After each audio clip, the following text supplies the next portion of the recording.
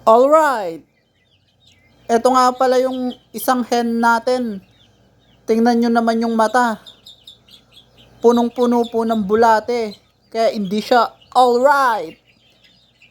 Eh no, lumalabas na yung mga bulate sa kanyang mata.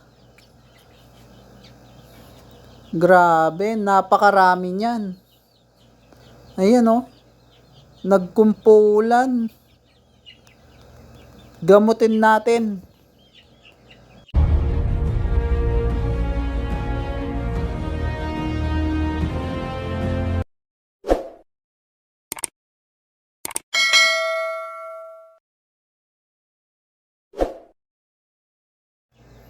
Eto nga pala yung inahin natin, ayan. Parang napansin ko sa kanya kasi medyo nagluluha siya. Tapos pumipikit-pikit yung kanyang mata. Eh, inamoy ko naman, okay naman siya. Kaya eto yung gagamitin natin. Yung Oxirid. Check natin kung may bulate ba siya sa kanyang mata. Kasi wala naman siyang sipon eh. And papatakan lang natin ng isang beses. Medyo maapdi sa kanilang mata yan eh. Ayan, pumapalag-palag siya.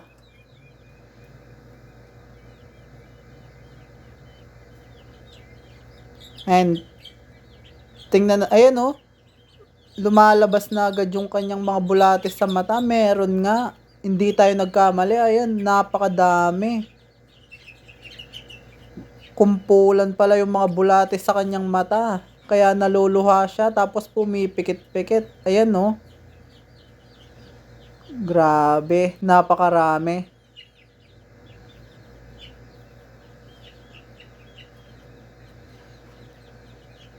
Ayan pala yung mga salot na bulate.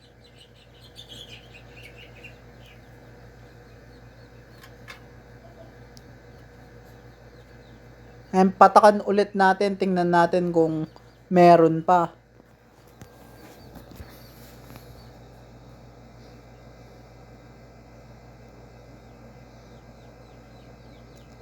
And parang meron pang mga konti.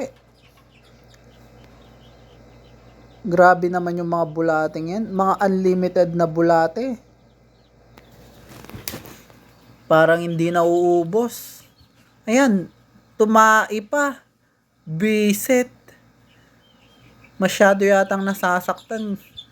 Natain na sa sobrang sakit. Sakto pa sa damit natin. Ayan, yung sa kabilang mata naman yan. Tignan natin kung meron din.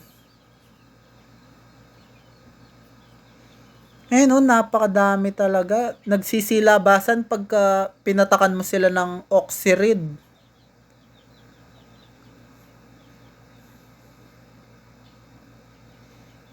And ganyan lang ginagamot yung mga bulating yan. Ayan oh, ang dami. Mga tapeworm.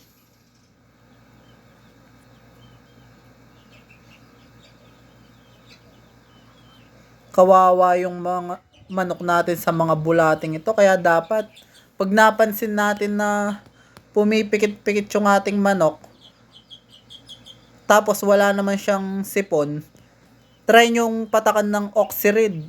Baka bulate yung nasa mata niyan.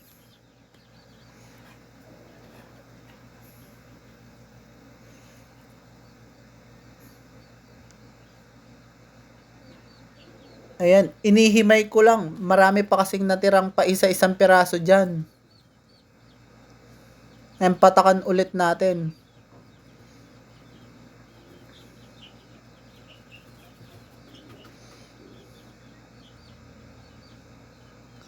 Ayan, mga konti na lang oh. Pero meron pa rin. Ulit-ulitin mo lang na ulit-ulitin mo lang na patakan ng Oxirid para hanggang maubos yung mga bulate niya. Ayan oh. Halos hindi na makita sa camera.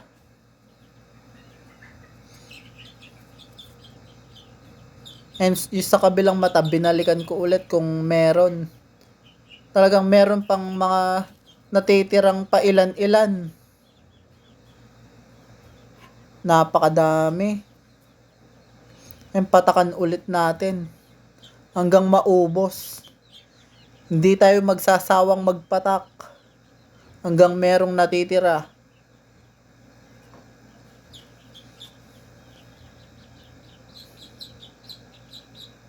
And parang okay na siya. Wala na siyang kabula-bulati sa mata. Ayan, napakaswerte natin, oh. Sakto yung tae sa damit natin. Ito pa yung isang hen natin. Ayan, spangle din po siya. Papatakan din natin. And kung napansin nyo, wala na tayong damit dyan dahil napakabaho. Puno ng tae ng manok. Ayan po. Hintayin mo lang manood yung yung pinatak nating oxyrin. Ibang hen po ito, ah. Naka-trio kasi sila sa may buhangin, kaya doon sila nakabreed, kaya chinyak ko pati itong mga kasama niya. Kahit hindi pa mga pumipikit-pikit to. Sa hindi nagluluha, chinyak ko lang talaga kasi kasama niya sa kulungan eh. At mukhang meron din siya. Pero hindi kasing dami nung kanina. Pero meron siya.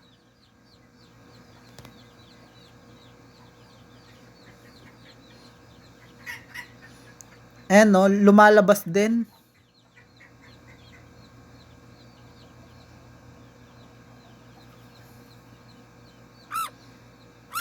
Ayan na. Ayan, no, nakalabas. Ayan, no.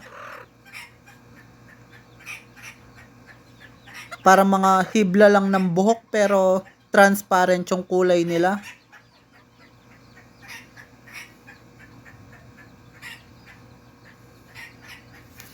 And buti ito, konti pa lang yung sa kanya.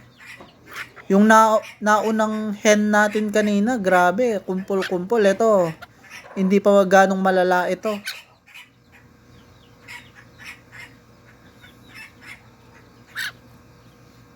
And check din natin yung sa kabilang mata niya.